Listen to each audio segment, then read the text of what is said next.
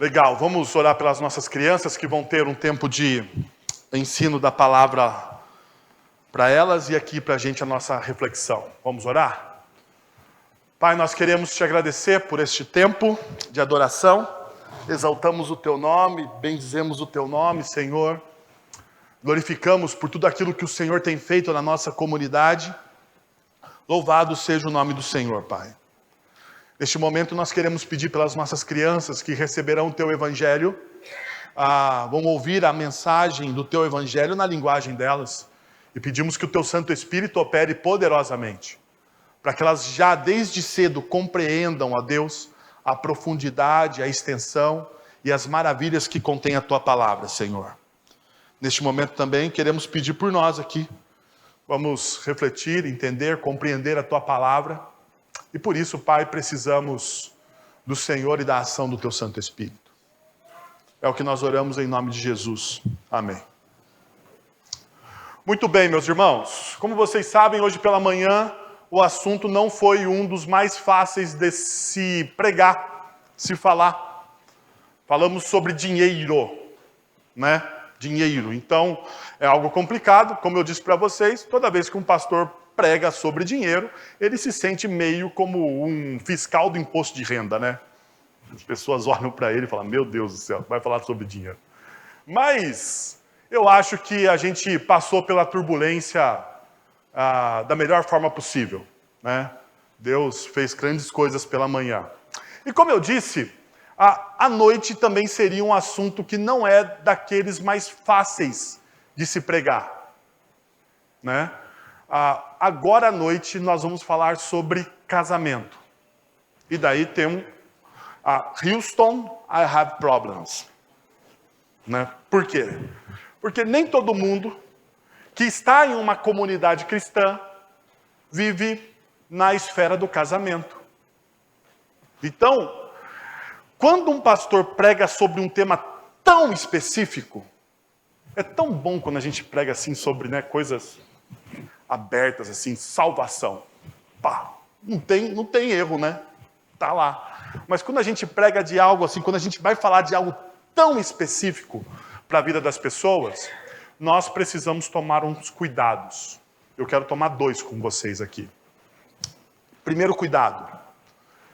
Quero que você não ouça essa mensagem armado.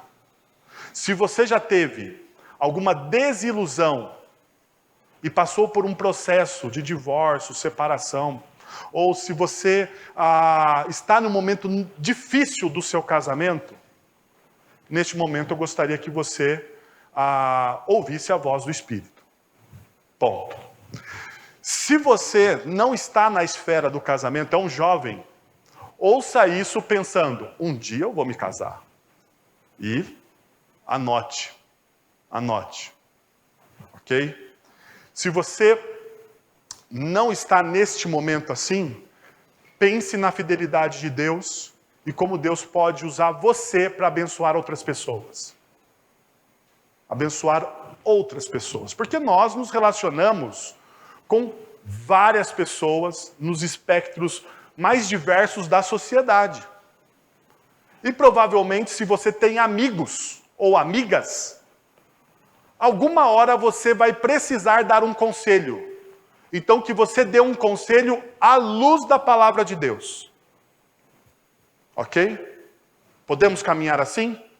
Então, abra a sua Bíblia, porque o nosso tema é valorize o seu casamento. Malaquias, capítulo 2, versos de 10 a 16. Profeta Malaquias, lá dos profetas menores no Antigo Testamento, né? Um dos textos que a gente até esquece que existe na Bíblia, né? A gente de vez em quando fala, Malaquias, esse cara existe, Ageu, Sofonias, né? Fala, meu Deus, esses caras estão aqui? Estavam aqui desde quando? Naum, desde quando eles estão aqui? Mas eles estão firmes e fortes lá. E tem mensagem de Deus para você nesses textos. Então, abre Malaquias capítulo 2, versos de 10 a 16, diz o seguinte: não temos todos o mesmo Pai? Não somos todos criados pelo mesmo Deus? Por que será então que quebramos a aliança dos nossos antepassados sendo infiéis uns com os outros. Judá tem sido fiel. Uma coisa repugnante foi cometida em Israel e em Jerusalém. Judá desonrou o santuário que o Senhor ama. Homens casaram-se com mulheres que adoram deuses estrangeiros. Que o Senhor lance fora das tendas de Jacó o homem que faz isso. Seja ele quem for, mesmo que esteja trazendo ofertas ao Senhor dos exércitos. A outra coisa que vocês fazem, enchem de lágrimas o altar do Senhor, choram e gemem, porque Ele já não dá atenção às suas ofertas, nem as aceita com prazer. E vocês ainda perguntam, por quê? É porque o Senhor é testemunha entre você e a mulher da sua mocidade, pois você não cumpriu a sua promessa de fidelidade. Embora ela fosse a sua companheira, a mulher do seu acordo matrimonial. Não foi o Senhor que os fez um só? Em corpo e em espírito, eles lhe pertencem. E por que um só? Porque ele desejava uma descendência consagrada. Portanto, tenham cuidado, ninguém seja infiel à mulher da sua mocidade. Eu odeio o divórcio, diz o Senhor, o Deus de Israel, e também odeio o homem que cobre de violência como se cobre de roupas, diz o Senhor dos Exércitos. Por isso, tenham bom senso, não sejam infiéis. Como vocês sabem, nós estamos trabalhando essa série Corra para Vencer. Nós passamos até agora, só para você se recordar, por 7 temas. Esse é o 8º. Nós passamos por 7 temas. Abrace o seu propósito, renove a sua mente, conheça a sua doutrina, pratique a devoção, priorize a sua amizade, priorize a sua igreja, cultive as suas amizades e controle o seu dinheiro. Agora, vamos trabalhar, valorize o seu casamento. Agora, veja só, em nossa cultura ocidental, alguns dos valores que fundamentam a construção dela nesses últimos anos estão sendo o quê? Perdidos. Existe uma desvalorização das instituições, e isso acaba esbarrando no casamento. Talvez este seja o problema, porque nós olhamos para o casamento como uma instituição. Mas à luz da palavra de Deus, talvez ele não seja tanto como uma instituição no seu mais exato nome. Nós poderíamos dizer que ele é a célula máter da sociedade. Ele é mais do que uma instituição. Ele é o sustentáculo daquilo que nós conhecemos então como civilização. Se nós olharmos para os textos bíblicos, a partir de Gênesis, quando Deus cria todas as coisas e quando Deus faz homem e mulher, a única coisa que no relato da criação não estava boa era o quê? Quando o homem estava só. E Deus diz, não é bom que o homem viva só.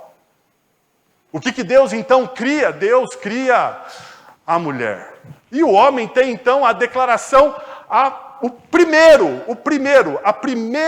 música de sofrência, né? Esta é osso dos meus ossos, né? A carne da minha carne. Ele tem então aquele grande poema. Tudo bem que isso só dura até Gênesis capítulo 3. Um capítulo, pelo amor de Deus. Poderia ser mais, né? Mas foi só um. Ainda bem que nós não temos uma noção de tempo em Gênesis, né? Pode ter sido alguns anos. Gostemos de pensar dessa forma. Mas a nossa sociedade tem sabotado por causa das ideologias. Ideologia queer, ideologia de gênero e ideologia feminista. Uma das mulheres mais renomadas da ideologia feminista no mundo, Judith Butler, ela diz que o casamento é uma aberração para sociedades desenvolvidas. Mas isso não é tão novo. Isso não é tão novo. Em algumas ideologias, se tem a noção de que o casamento conspira contra essas ideologias. Um dos filósofos mais celebrados do socialismo, Gramsci, ele vai conspirar contra o casamento. Ele vai dizer, nós precisamos tirar as mulheres da relação entre homem e mulher, casamento. Nós precisamos colocar as mulheres no mercado de trabalho. Para quê? Para que o Estado cuide de quem? Das crianças. É interessante. Existe um estudioso, Edward Gibbon. Ele escreveu um livro muito famoso no século XVIII. Ele escreveu um livro, O Declínio e a Queda do Império Romano. E nessa obra de 6 volumes, ele diz que há 5 razões pelas quais o Império Romano caiu. O grande Império Romano cai. E quais são? Mas eu queria dar só 2, porque as 5 não tem a ver, eu quero contextualizar com vocês. As 2 principais, segundo o estudioso. Primeira, a decadência da religião. Quando essa se torna oficial pelas mãos do imperador Constantino, passando a ser mais uma força política do que um agente de transformação espiritual, social e vocacional. Quando o cristianismo para de ser um movimento e se torna, então, uma instituição. É a religião do império. Segundo o estudioso, ele vai dizer, não, isso aqui é uma marca de que o império vai declinar. Uma outra marca é a degradação do lar. O resultado do divórcio desenfreado dentro da sociedade romana que vivia um momento de promiscuidade exacerbada. Fragmentação das famílias, fragilidade do ensino dos seus filhos, degradando gradualmente os valores e princípios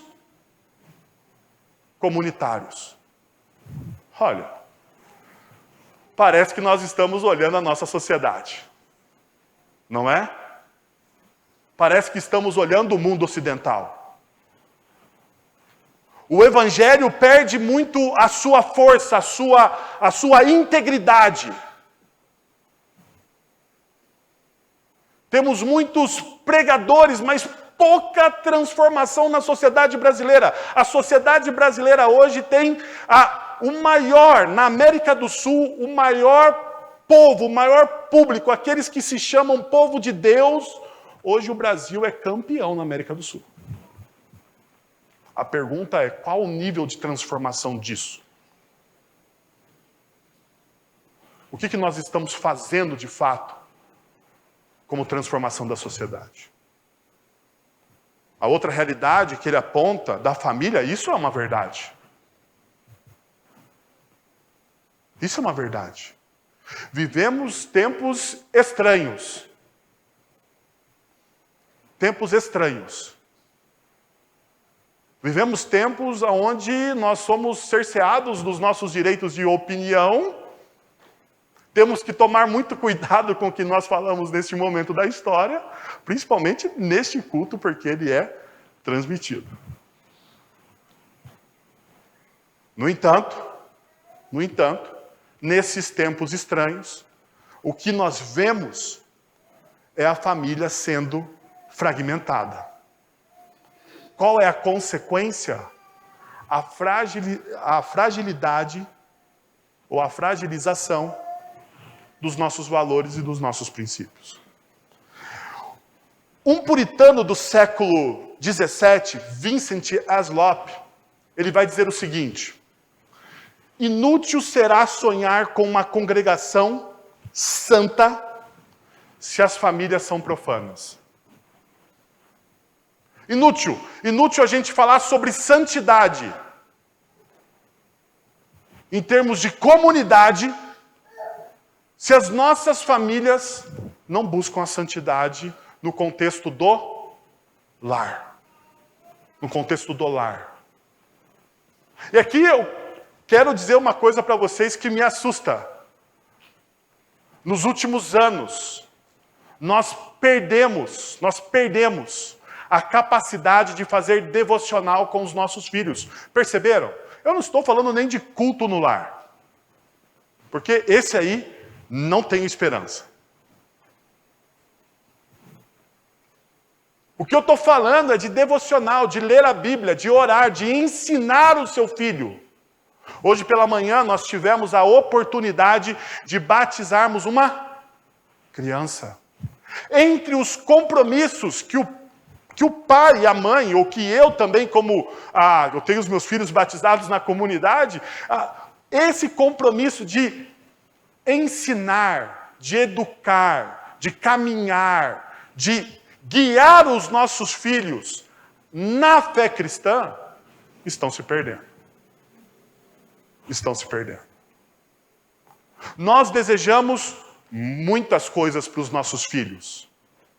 Nós desejamos que os nossos filhos tenham as melhores faculdades, conquistem as melhores carreiras. Nós desejamos que os nossos filhos ganhem o mundo inteiro, mas percam as suas almas.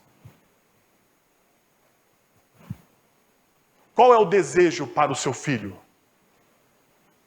Enquanto hoje pela tarde eu revisava o estudo de hoje à noite, eu me peguei perguntando qual é o meu desejo para os meus filhos. E eu percebi que o meu desejo para os meus filhos são mais seculares do que engajados na missão. Eu não desejo que o meu filho se torne um missionário, porque eu conheço muito missionário que se lasca na vida. Ou que morre no campo missionário. Mas perceba, quando eu tenho essa visão, a minha visão é secular, não é? Porque não seria glorioso você ter um filho missionário que morresse no campo missionário? Não seria glorioso isso? Para nossa geração, isso não é glorioso. Isso é glorioso para uma geração passada de cristãos, que não negaram o nome de Cristo Jesus, e ao não negarem o nome de Cristo Jesus, morreram por Cristo Jesus. Mas deixa eu te dizer uma coisa, para nossa geração isso não é glorioso.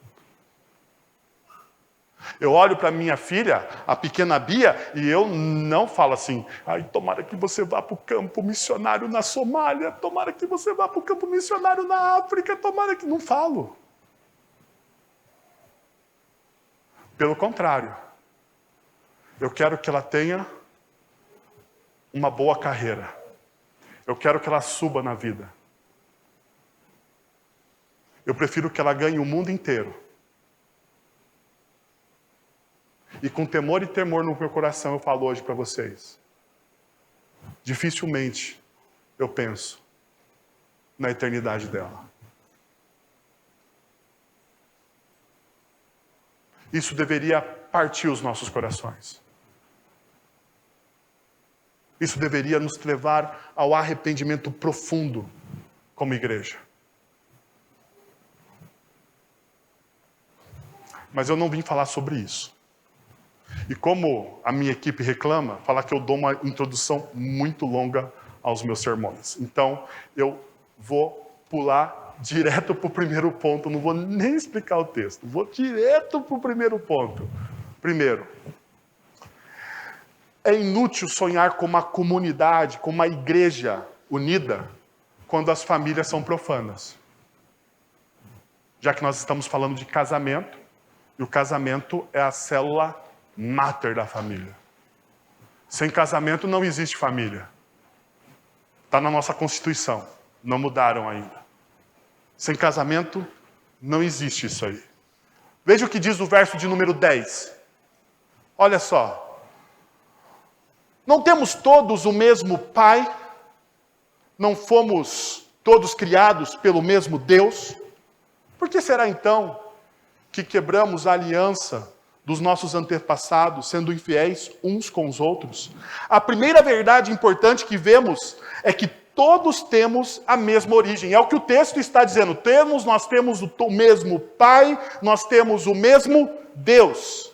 A primeira parte do versículo diz um pai, e provavelmente esse um pai aqui se refere a Deus. Alguns comentaristas vão falar de Abraão, mas é muito fraca essa pista de Abraão.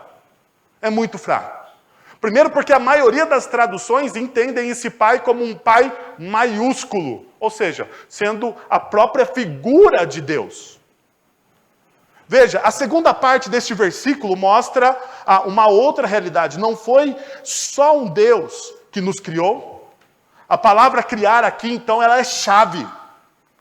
É a mesma palavra usada em Gênesis capítulo 1, quando Moisés escreve sobre Deus criando os céus e a terra. Deus nos formou e depois nos escolheu. Malaquias então começa e afirma o conhecimento de Deus, escolhendo e chamando o seu povo de forma distinta. A única razão pela qual vocês foram criados e existem, como nação ou como povo ou como igreja, é por causa de Deus. E é o que o texto está dizendo. Sou eu que chamo, sou eu que formo, sou eu que crio. E aqui tem uma coisa que para nós é muito complicada, principalmente na nossa cultura humanista. Por quê? Porque desloca o foco de nós como seres humanos e coloca o foco em quem? Em Deus. O protagonista da história não sou eu e você. O protagonista da história é o próprio Deus. Nós somos, desculpe, eu sei que não é legal. Nós somos coadjuvantes. No máximo que você vai ganhar na sua vida é um Oscar de bom coadjuvante. Mas nunca de ator principal. Nunca de protagonista. E isso nos incomoda desde Gênesis capítulo 3, porque qual que é a tentação? Qual que é o desejo de Gênesis capítulo 3? Você se torne como quem? Como Deus. Porque eu quero ser protagonista, eu quero tomar as minhas próprias decisões, porque afinal de contas, os meus planos são melhores que os planos de Deus, os meus desejos são os melhores do que os desejos de Deus. Então, quando o Antigo Testamento diz que Deus cria todas as coisas, ele está exaltando o quê? A autoridade e a soberania de Deus. A mensagem de Malaquias é simples. Não se esqueça de onde você veio. Não se esqueça de quem o chamou. É o que o texto está dizendo, não se esqueça de onde você veio, não se esqueça de quem te chamou. Por quê? Porque quando nós nos esquecemos disso, quando você se esquece de quem te chamou, de quem te formou, de quem é o grande protagonista da sua história, você perde a sua fé. A sua fé entra em declínio. Porque naturalmente eu e você desejamos os holofotes, desejamos ser o centro de toda a história. Então o profeta, ele começa colocando, e é sempre interessante, os profetas começam de uma realidade, pode perceber que o apóstolo Paulo aprendeu com os profetas, porque nós falamos hoje pela manhã que o apóstolo Paulo começa por uma realidade mais ampla e vai afunilando. Os profetas fazem a mesma coisa.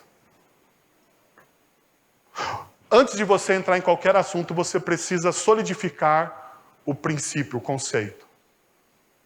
Quem te chamou? Quem te formou? Você não é uma peça aleatória num jogo de tabuleiro. Deus está no controle de todas as coisas. Veja o que o texto diz então. Por que será então que quebramos a aliança dos nossos antepassados, sendo infiéis uns com os outros? O texto continua falando disso. Deus, de repente, olha para o seu povo e demonstra a sua fragilidade. Nós, enquanto povo, quando nós nos esquecemos de quem nos fez, nós corrompemos os nossos relacionamentos. Nós quebramos as alianças. Veja, se você tem uma visão clara de quem fez você e de quem fez a pessoa ao seu lado, você vai cultivar um profundo respeito para a pessoa que está ao seu lado, não é mesmo? Porque você sabe que a pessoa que está ao seu lado foi feita por quem? Por Deus. Essa pessoa que está ao seu lado é criação de Deus. É obra de Deus. Então ela precisa e ela merece o seu respeito. Agora, quando nós perdemos essa realidade de vista, nós usamos pessoas. Nós quebramos as alianças. Nós desrespeitamos as pessoas. E o que o texto está dizendo é exatamente isso no verso de número 10. Vocês quebraram as alianças. Vocês se desrespeitam.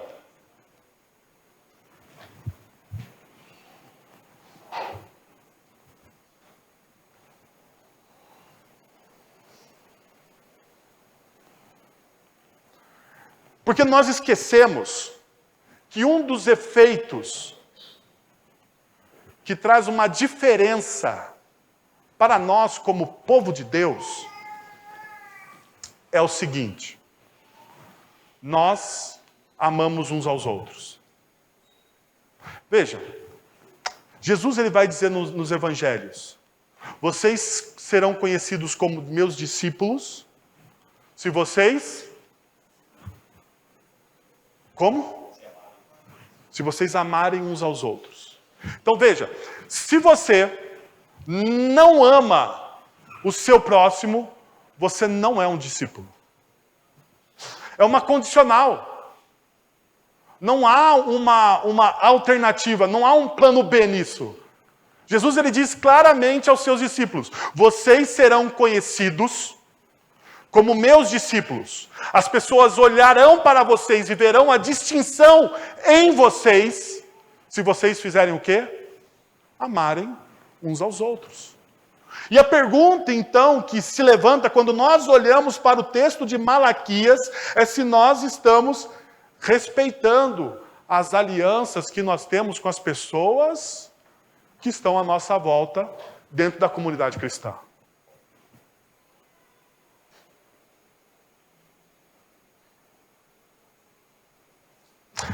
Tem uma música que eu detesto que se cante. Não sei você, mas eu tenho músicas que eu detesto que cante na igreja. E uma delas, o pastor Guilherme faz questão de vez em quando colocar a música que eu detesto que cante na igreja.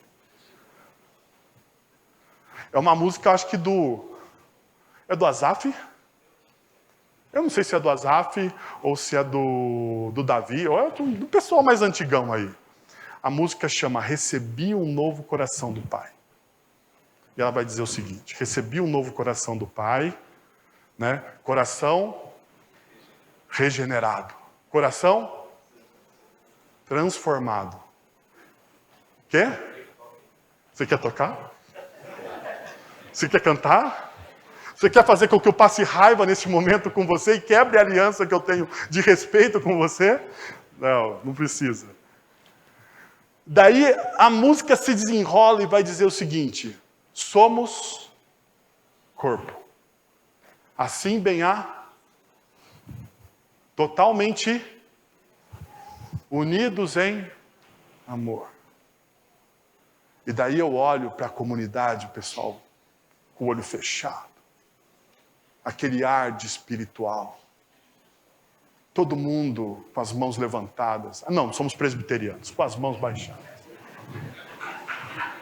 Com as mãos abaixadas, mas com aquele ar espiritual. Com aquele ar assim. E nós achamos lindos, mas eu acho uma baita de uma hipocrisia. Porque veja, nós estamos cantando isso diante de um Deus santo. Nós estamos cantando isso de um Deus que conhece todas as coisas. Nós estamos cantando isso de um Deus que não tem barreiras para Ele. Você acha que tem, você tenta até colocar umas barreiras para Deus, para Ele não entrar no seu coração, mas Ele entra. Ele não precisa pedir licença. Ele entra. Ele é soberano. Isso é um dos atributos de Deus. Você acha que Deus não sabe que você não gosta daquele irmão que está do seu lado quando você canta de olho fechado, recebi um novo coração do Pai? E que aquilo não é verdade porque você não gosta da pessoa que está ao seu lado? Você acha que Deus não mede a sua hipocrisia? Você não acha? Deus mede, Deus sabe. Deus está olhando o seu coração naquele momento. A pergunta é, Ele está recebendo essa adoração?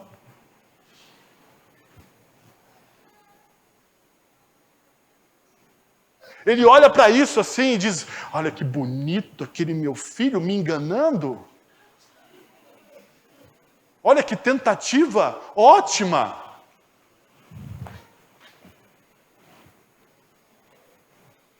Esse tipo de coisa agride o coração de Deus. Tanto é verdade que Ele manda Malaquias falar isso para o povo. Tanto é verdade que Ele manda um recado para o povo de Israel. Olha, vocês estão quebrando a minha aliança, o respeito que vocês têm que ter um com os outros. O mínimo de amor que vocês precisam ser distintos como comunidade. O mundo perdido pode questionar os nossos discípulos, pode nos questionar enquanto discípulos. O mundo olha para nós e pergunta, esse cara anda sempre zangado, ele critica tudo que os outros fazem, ele tem um preconceito enorme. Ele tem um preconceito enorme. Você já percebeu que a gente tem dificuldade de elogiar o pessoal da igreja? A gente tem dificuldade, a gente sempre acha que tem uma coisa difícil. Reunião de avaliação da minha equipe. Como que foi o domingo? Pontos negativos. Temos 280 pontos negativos. 280. Todo mundo tem um negócio. Pontos positivos. O grilo toca na sala. Cri, cri, cri. Ninguém tem absolutamente nada. Parece que foi uma droga. E Deus não agiu. Nosso olhar sempre está crítico. Nós não conseguimos olhar com graça. Parece que a gente sempre está bravo com alguma coisa. A gente fala de graça. Meus irmãos, nós somos o povo da graça. Mas a gente fala de graça, mas não vive a graça. É um negócio esquisito. A gente vive muito mais por uma lei. Criamos regras, preconceitos, e as pessoas olham para isso, e a igreja não é atraente. A igreja não é atraente porque não vive no espectro da graça. Porque a graça é irresistível. Quando alguém encontra graça, o evangelho transforma tudo e a todos. O evangelho é irresistível. Irresistível. Ninguém resiste ao evangelho de Cristo Jesus.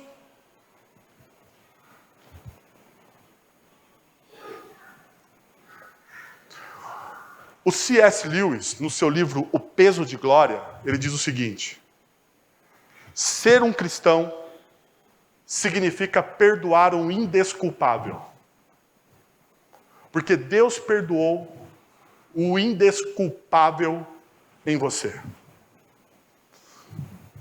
Ser cristão significa você viver no espectro da graça. E viver no espectro da graça significa você perdoar aquilo que é indesculpável.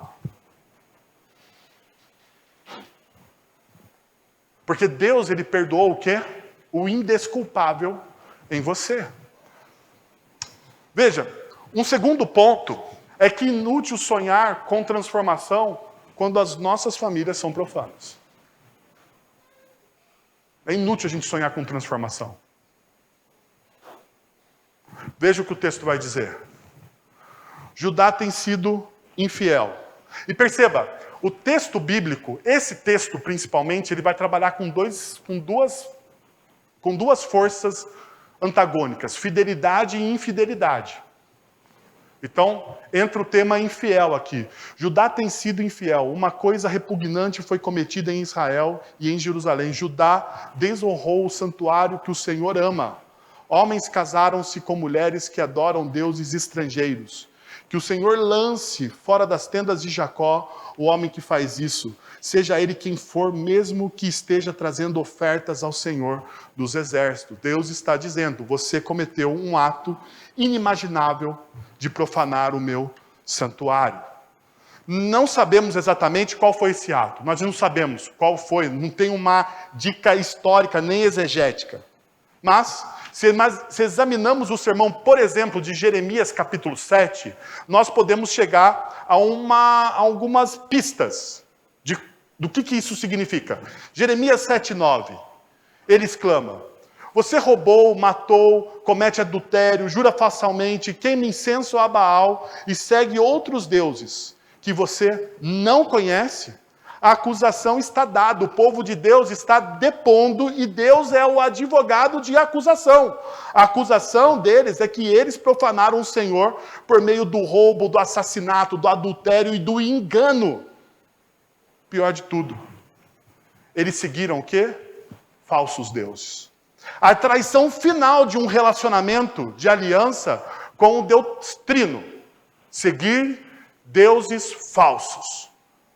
Basicamente, os filhos de Deus estavam se casando com as filhas dos pagãos. E aqui a gente vai entrar num nível hard de cuidado.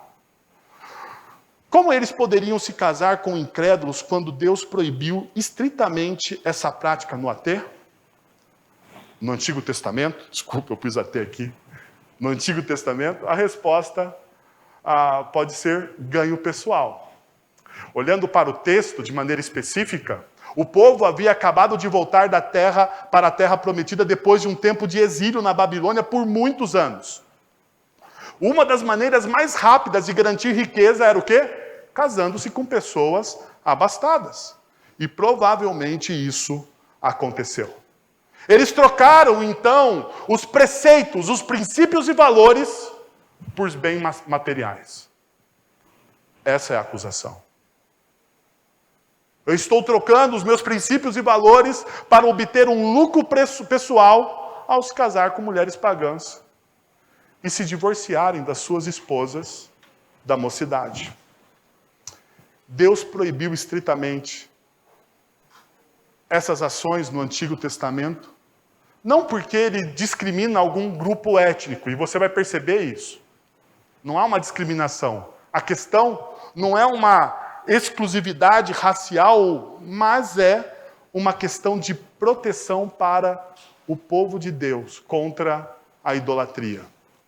Deuteronômio capítulo 7, versos de 3 a 4, vai dizer o seguinte: não se casem com pessoas de lá, não deem suas filhas aos filhos delas, nem tomem as filhas delas para os seus filhos, pois elas desviarão seus filhos de seguir-me para servir outros deuses, e por causa disso a ira do Senhor se acenderá contra vocês e rapidamente os destruirás. O apóstolo Paulo provavelmente tem em mente essa passagem de Deuteronômio quando confronta os coríntios com essa palavra. De acordo com Cristo, que acordo Cristo tem com Belial? Ou o que o crente tem em comum com o incrédulo? E que acordo o santuário de Deus tem com os ídolos? Segundo a Coríntios, capítulo 6, versos de 15 a 16. O problema de se casar com alguém descrente não é apenas que ele pertence a uma outra organização religiosa. Não é esse, gente. Não é isso. O problema de você casar com alguém descrente são as visões de mundo inconciliáveis. O problema de se casar com um incrédulo é a visão de mundo diferente pela qual eles veem todas as coisas. Eles percebem o mundo de maneira diferente de alguém que é discípulo de Cristo Jesus. Eles olham para o mundo de maneira diferente. Enquanto um discípulo crê na soberania de Deus, um descrente crê em qualquer outra coisa.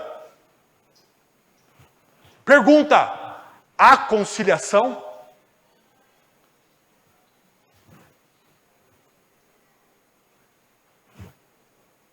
Há conciliação?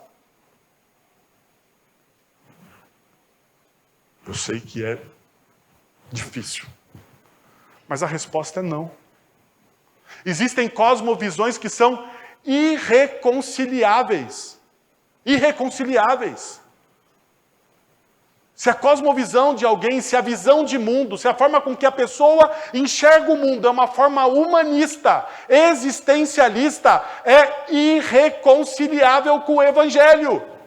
Porque o Evangelho não é humanista. O Evangelho não é existencialista na sua essência. O Evangelho está acima disso.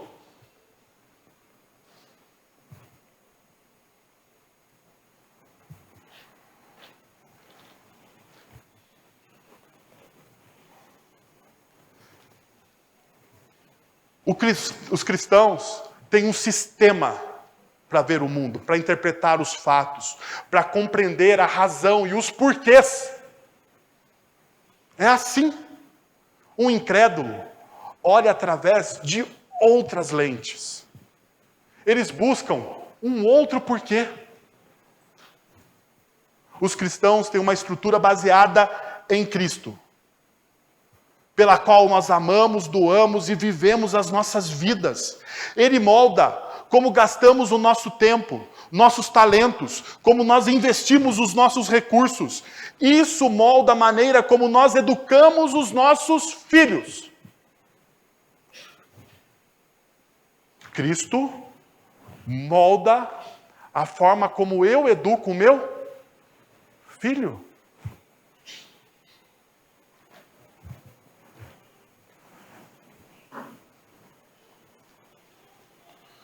Ele molda a nossa disciplina, a nossa dedicação. E unir-se em casamento com alguém que não tem a mesma visão de mundo, uma visão de mundo irreconciliável com a sua, cria uma tremenda tentação para você abandonar o Evangelho de Cristo Jesus. Cria uma tremenda tentação. Isso era verdade para o povo de Israel. Isso é verdade para a gente. Deixa eu falar uma coisa muito clara para vocês. Porque assim, eu posso ser cobrado de muitas coisas, mas eu não quero ser cobrado pelo meu Senhor. Posso ser cobrado que eu não prego pouco tempo, mas eu não quero ser cobrado por não ter pregado a verdade. Então isso é uma coisa que eu não quero. Não existe neutralidade nas nossas vidas. Não existe. O Evangelho é claro. Quem não está em Cristo está aonde? Quem não está em Cristo, existem dois tipos de pessoas no Evangelho. Existem as pessoas que estão em Cristo e as pessoas que não estão em Cristo. Não existe a coluna do meio. Não existe. Não existe a pessoa em cima do muro. Não existe o mais ou menos crente. Não existe aquele... Ele só falta ser crente. Se ele só falta ser um discípulo de Cristo, falta absolutamente tudo. Se essa pessoa não confessou Cristo Jesus como Senhor e Salvador da vida dela, falta absolutamente tudo. Não existe neutralidade. E se a pessoa não confessou Cristo Jesus como Senhor e Salvador da vida dela, a cosmovisão dela, as lentes que ela enxerga o mundo, são todas as lentes menos a lente do Evangelho. Porque a lente do Evangelho, a cosmovisão cristã, só é dada por aqueles que possuem o Espírito Santo de Deus neles.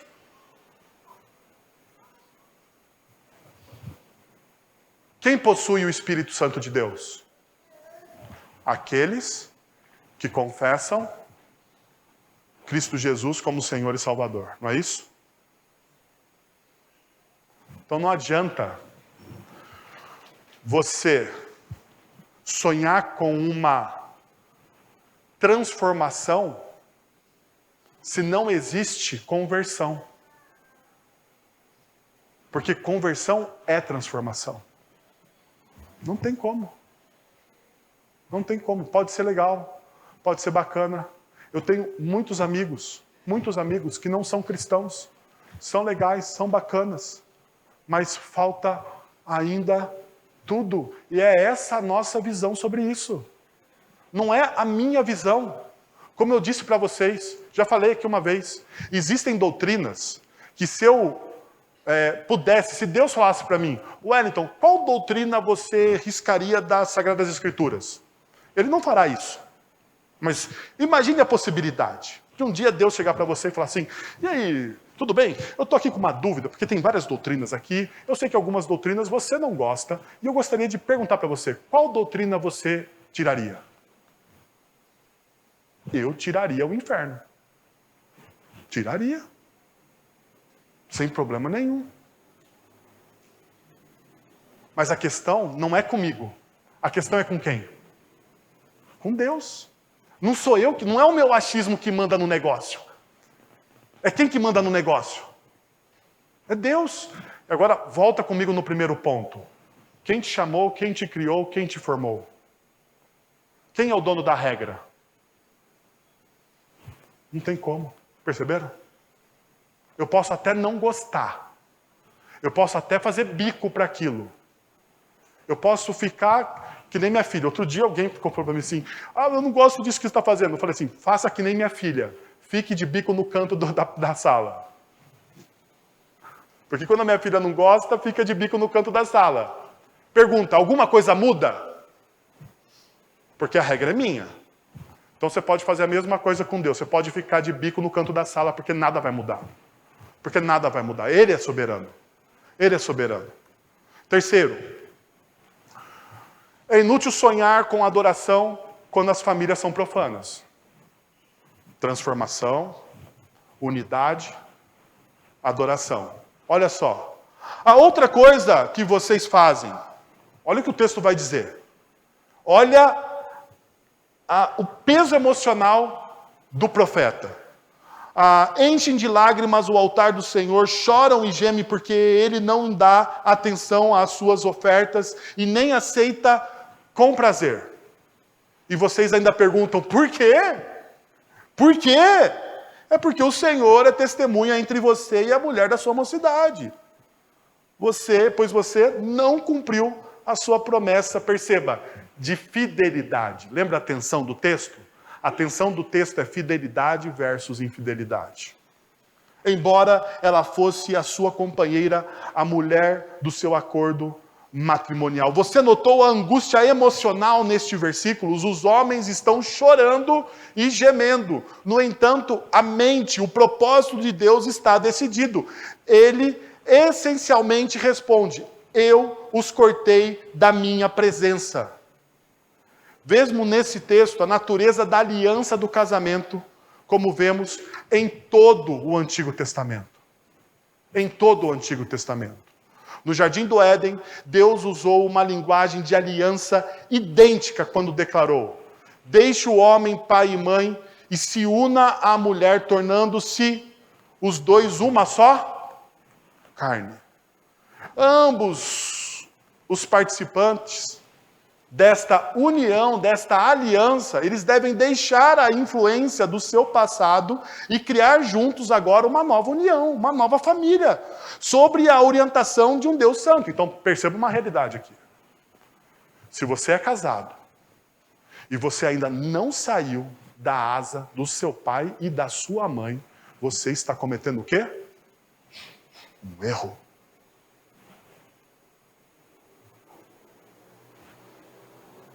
E pai e mãe que se intromete na vida de filho casado comete o quê? Um erro.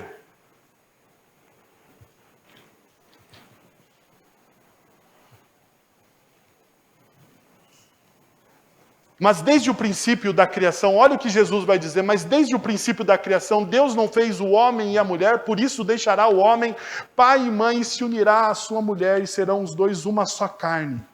Assim, já não sois mais, assim já não sois dois, mas uma só carne. Portanto, o que Deus uniu, o homem não deve separar. Malaquias, então, ele conecta aqui a aliança do casamento com a aliança que Deus faz com o seu povo. Efetivamente, Deus diz: vocês, homens, casaram-se com suas esposas por meio de uma aliança, que é a representação de seu relacionamento comigo. O casamento, dentro da teologia reformada, não é um sacramento, mas ele é algo significativo. E por que é algo significativo? Porque o casamento é uma imagem do relacionamento entre Deus e o seu povo. Quando você lê o Antigo Testamento, você vai perceber uma coisa. Deus, ele é tratado muitas vezes como o noivo. E o povo de Deus como o quê? Como a noiva. Mais tarde, no Novo Testamento, Jesus então será o noivo. E a igreja será o quê? A noiva. Qual é a sacralidade do casamento? Qual é a sacralidade da aliança do casamento? Efésios capítulo 5 vai dizer. É um mistério. Assim como existe o mistério da união entre Deus, entre Cristo e a igreja, existe o mistério da união entre o homem e a sua mulher. Para quê? Você casado. Se você é casado, não tem como você prestar culto sozinho. Por quê? Por quê? Porque, segundo o Evangelho de Cristo Jesus, a partir do momento que você faz uma aliança, ou com seu marido, ou com sua esposa, com a pessoa que você ama, você fez essa aliança. Você é uma só carne. Tem como você prestar culto sozinho, sendo uma só coisa? Tem como? Tem como?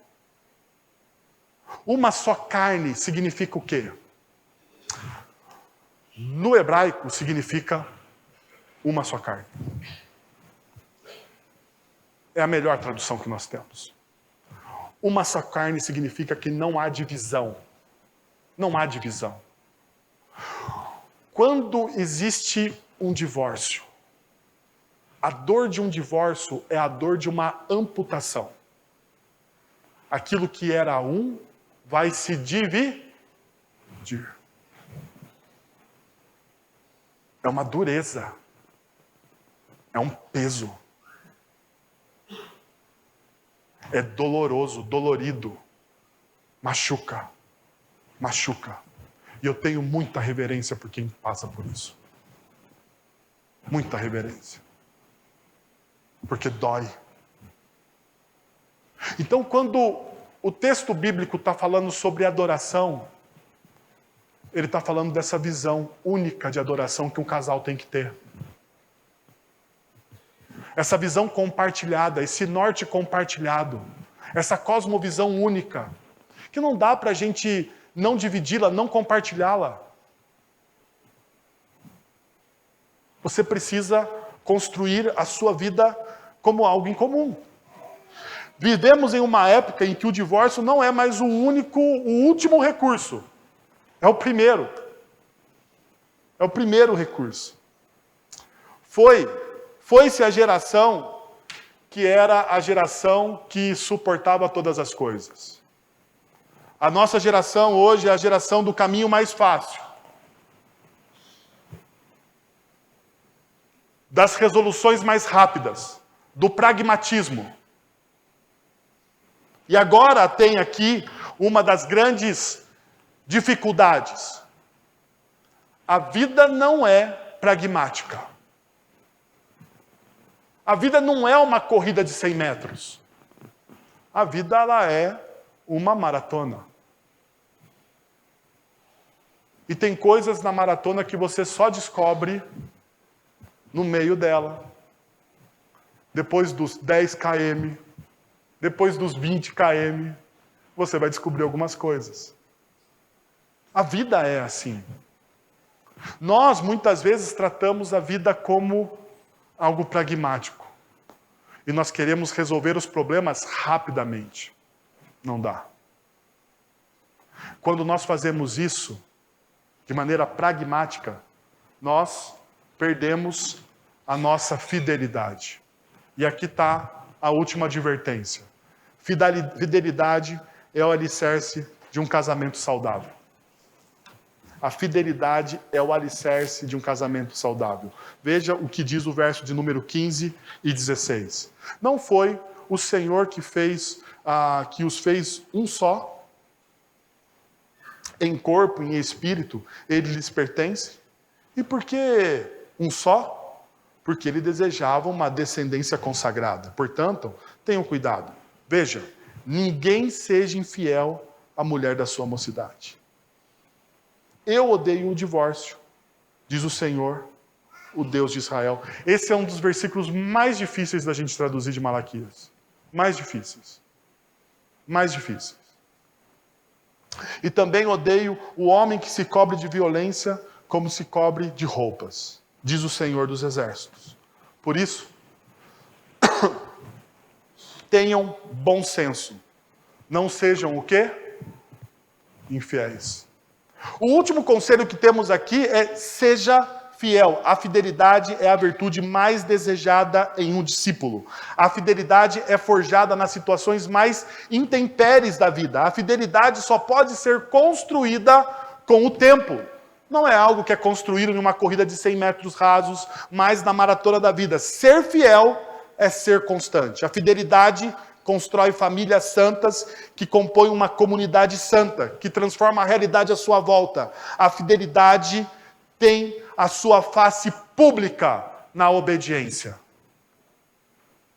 Fidelidade e obediência na palavra de Deus praticamente são o quê?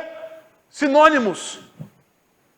E daí Isaías, capítulo 1, verso 19, diz o seguinte: se vocês estiverem dispostos a obedecer, vocês comerão os melhores frutos desta terra.